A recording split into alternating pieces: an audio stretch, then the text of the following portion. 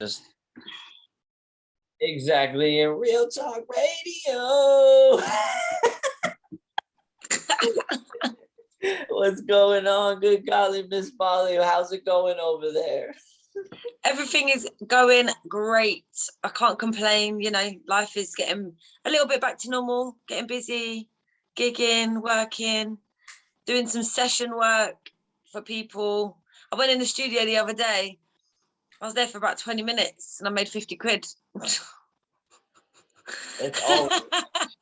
It's always awesome when you can make money off your music. I think I've almost amassed $100 from DistroKid.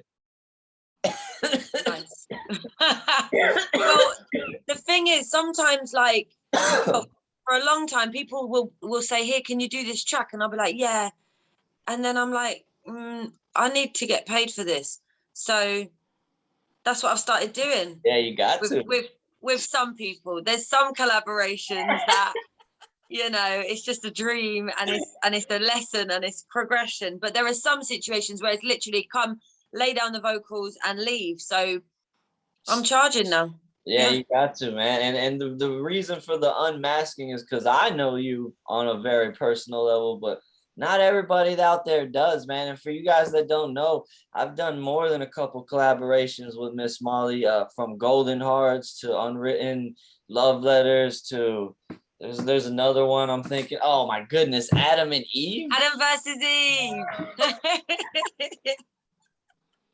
Yo, and Brian Smith is on there too. But first of all, how did you come up with Miss.Molly?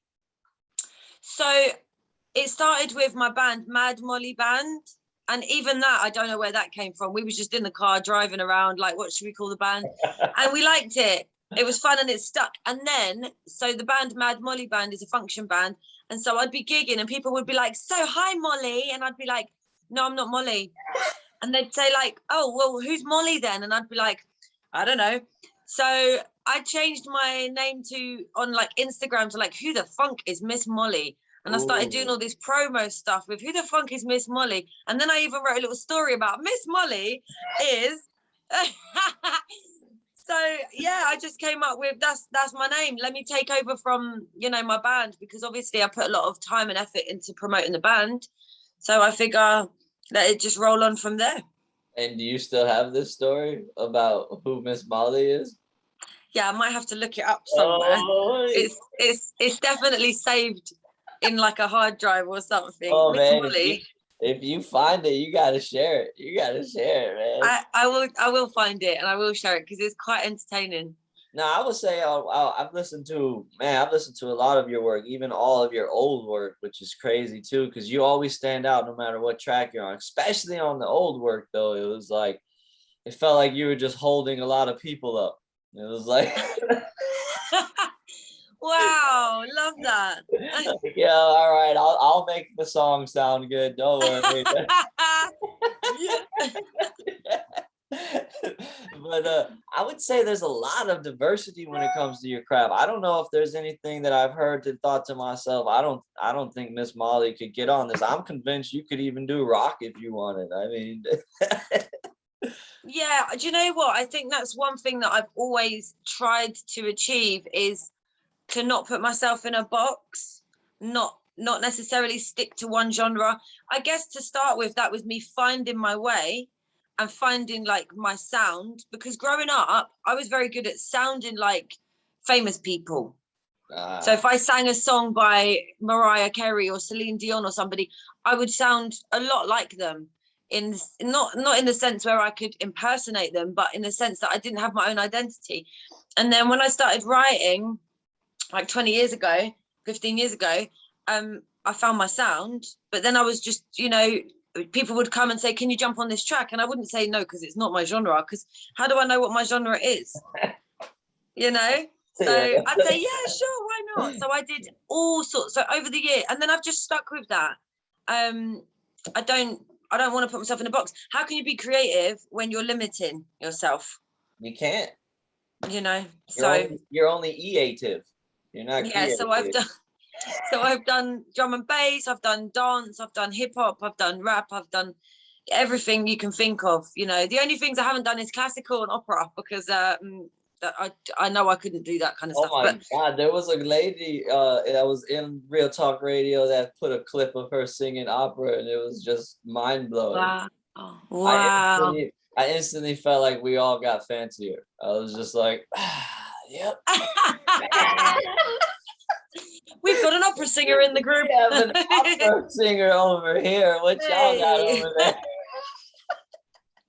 Yeah, opera is like a whole nother beast. And I would say also as a collaborator, like I've been able to create a blueprint for songs, and you've been able to not only come in there and sing, but adapt your verse or your part to the actual storyline, which I mean, come on, let's be honest, not everyone can do that.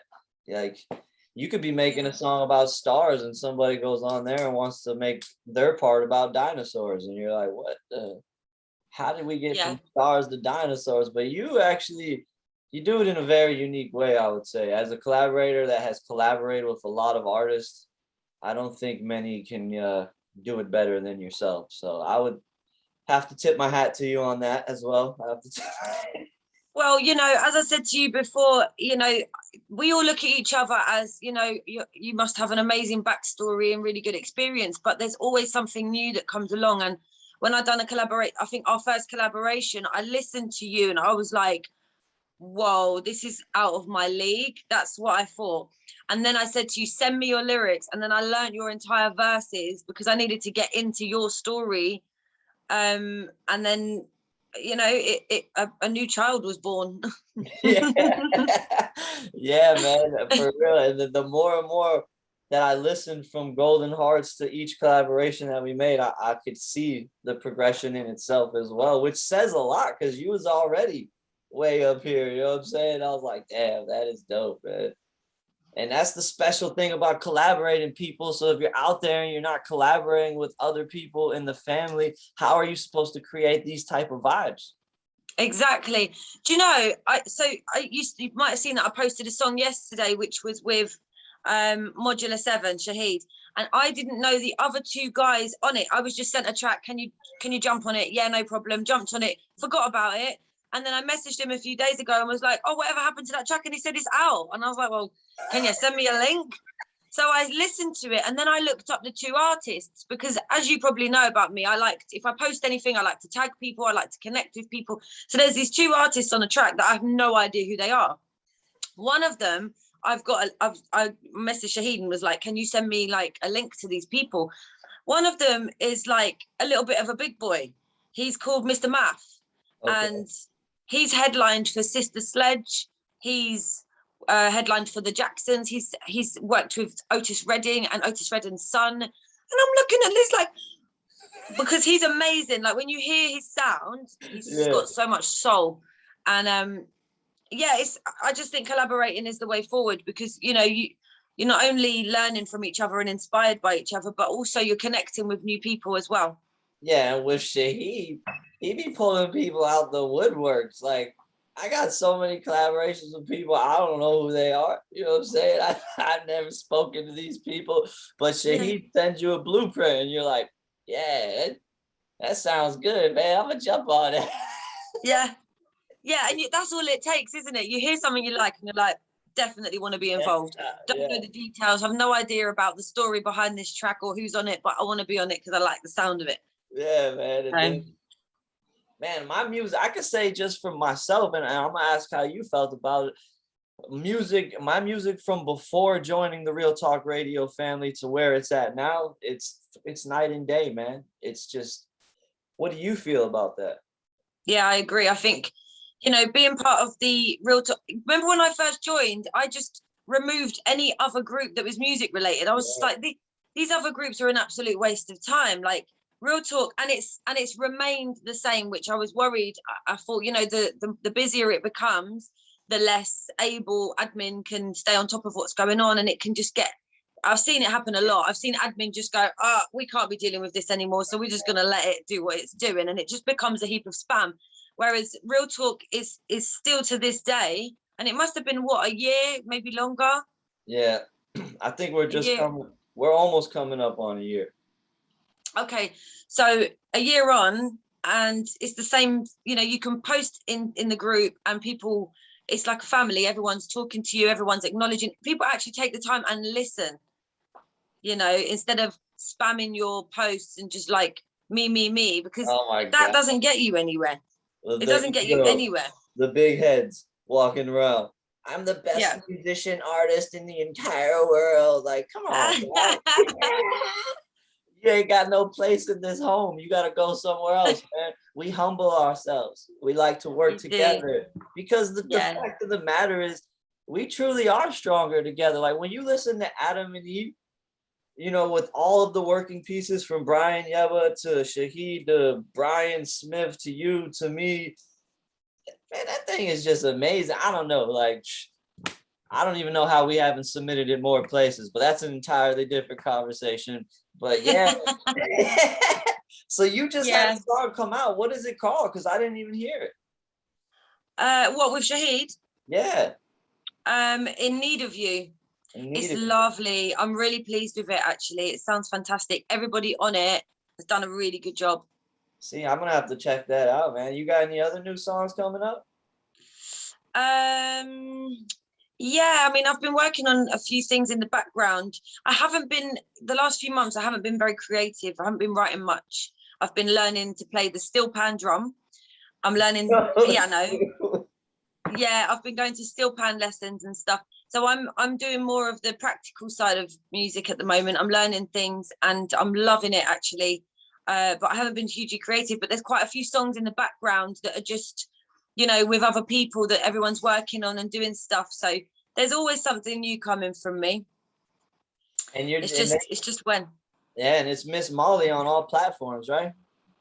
All platforms except for Instagram is Who the Funk is MS.Molly. All right. And it's spelled MS.Molly, not MISS. Everyone likes to spell it Miss, and it's not Miss, it's Ms. Yeah, I've never been one of those people that do the MISS.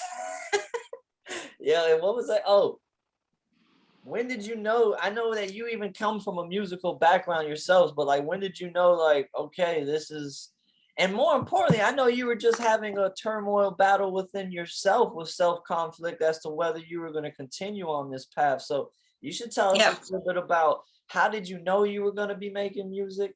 When did you know, like, hey, this is it? And then what brought you back? All right. So from a really young age, I was always introduced to opportunities. Jump on the stage and sing, Emma. Come and sing, come and sing, come and sing. So as a kid, like I was just always singing with people, you know, with my mum, my grandparents, my whole family were musical. However, from the age of 17 to 24, I didn't do anything musical. I became a young mum and I lost my mum. So, and because my mum was my opportunity at that time in my life, she, you know, she was the motivation. Come with me, let me present you to somebody, sing in front of this person. She would, you know, try and help me. Because she was no longer around, I lost focus. Well, I didn't even really have a focus musically when I was a kid. It was just a thing we did. And then I became a mum, so my focus just was kids, you know, provide a good home, educate my kids, and work hard. However, it was when I was 24 I started getting this kind of this hunger, this urge, and I started saying to people, you know, I can sing, and they'd say, go on then. And I'd be like, no, I'm not just gonna sing. Like, I was petrified. It's quite a big deal to open up your mouth and let out a sound if it's not speaking, especially when you don't do it like normally. Like, how many years had gone by and I don't even think I sang in the shower. You know, I was a quiet little, just getting on with my life. So so I decided on a little mini family holiday in the UK, me and the children, we were walking past this building and it was a recording studio and it said record a demo for 25 quid or something. And I was like, right. And me and the kids marched in there and I said to the kids, sit down and be quiet. And the man said to me, I said, I want to record a demo. I want to do a song called Family Portrait by Pink. And he said to me, you better be good. And I was petrified. But I did it. I recorded it. And that was me basically making a little bit of a start to say, here guys, listen to this. I can sing. Don't know what I want to do about it. But, you know, I was very humble. I was very scared, very shy. And I just, you know, gave this little CD to a couple of people. And then there was this, basically, there's one person called Kevin Mulqueen. He's also known as Crazy. And he believed in me. He, you know, when I was 24, he came to me over and over and over and said, come on, let's do a track. And I was like, I don't know. And he was like, listen to this. And I was like, I don't like it. And everything he played me, oh no, that's rubbish. I don't know who I thought I was, because like, how do I know what's rubbish and what's not?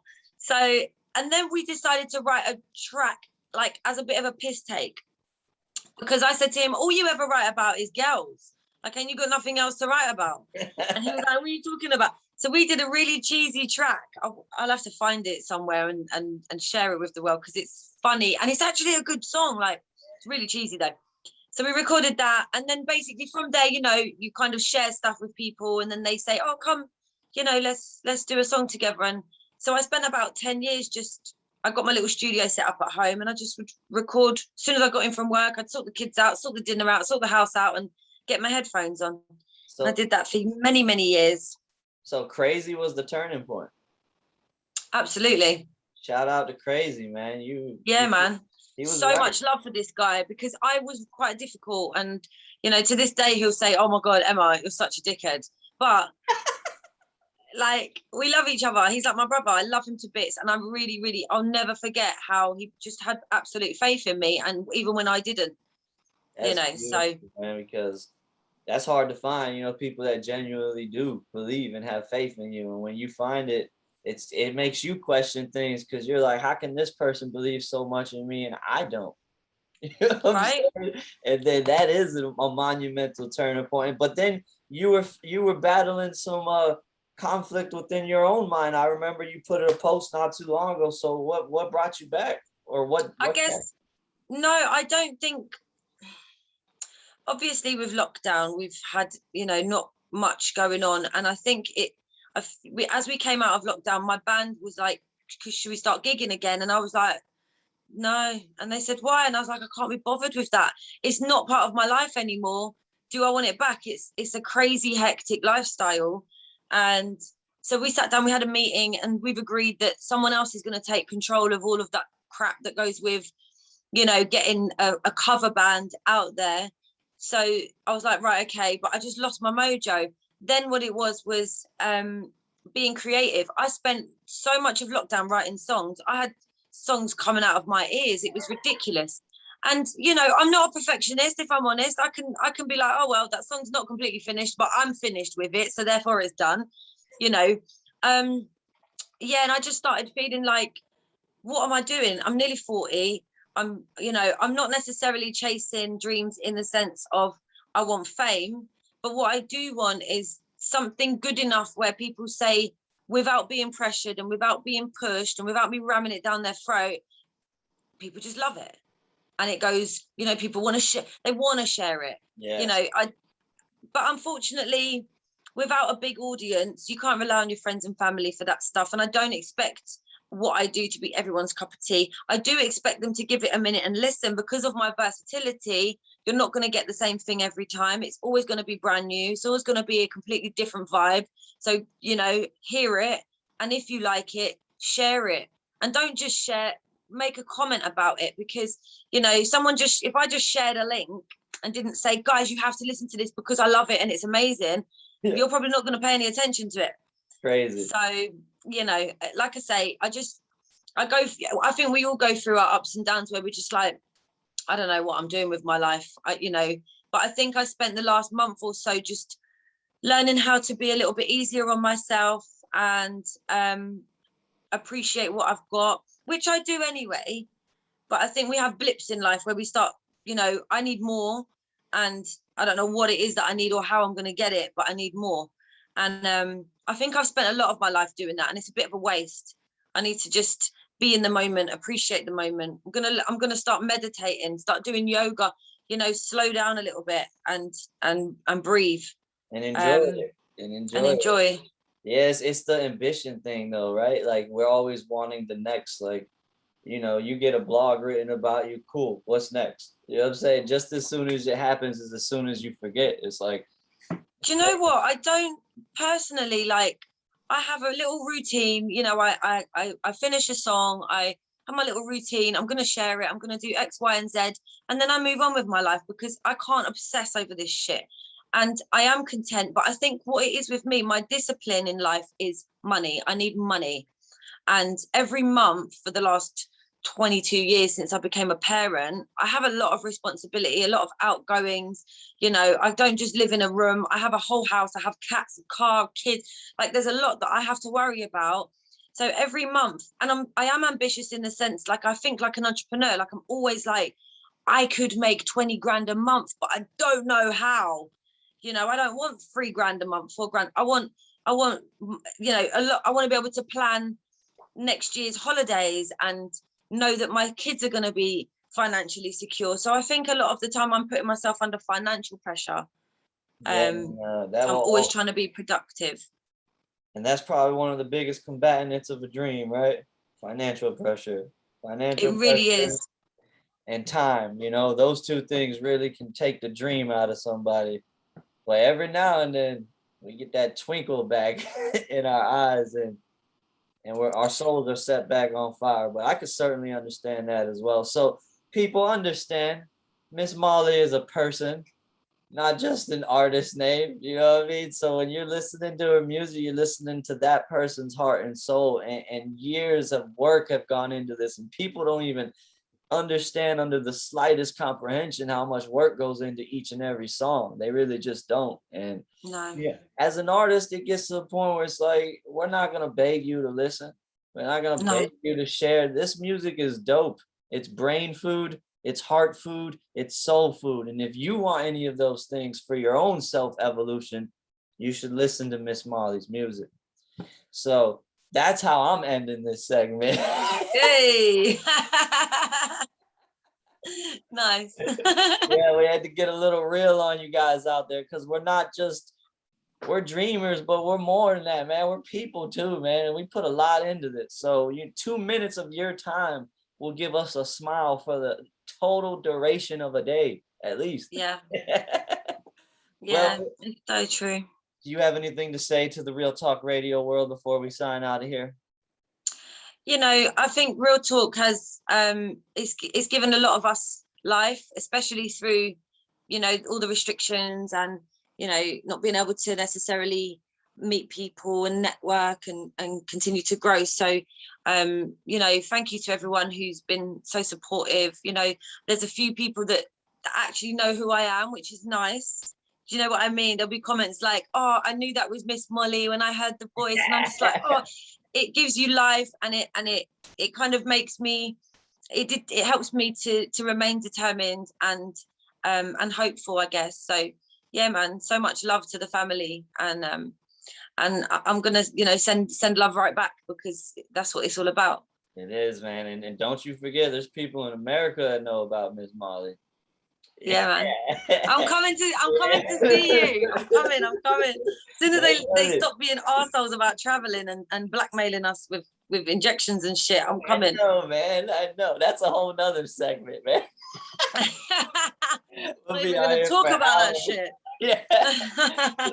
Well, man, we love you too, and we're gonna keep spreading the love. And thank you for tuning in with us. I know you had a late night, but it was always a pleasure. And Real Talk Radio, just keep rocking, dreaming, believing, and just understand we can't control many things in life, but we can control self-belief. So hold on to that. All right, we're out of here.